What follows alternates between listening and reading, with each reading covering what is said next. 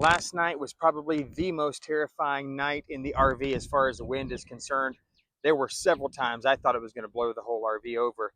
We had a tornado warning with a tornado just that way, and wind came through so hard that it blew a bunch of trees down on top of the cabins that are right over there. Let me show you some of what we're seeing today. This is right here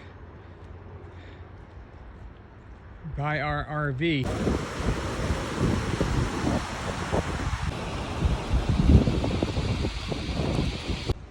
Oh my gosh, here's another one.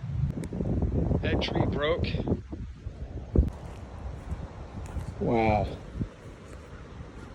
Yeah, just check out the corner of that house. The whole porch is gone.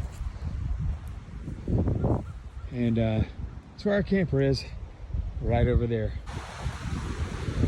Yeah, we're not gonna be able to go up this way, buddy. Wow.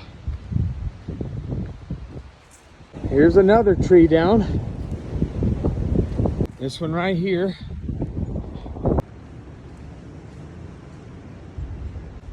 And just to show y'all, that's where all the trees are down. There's our RV.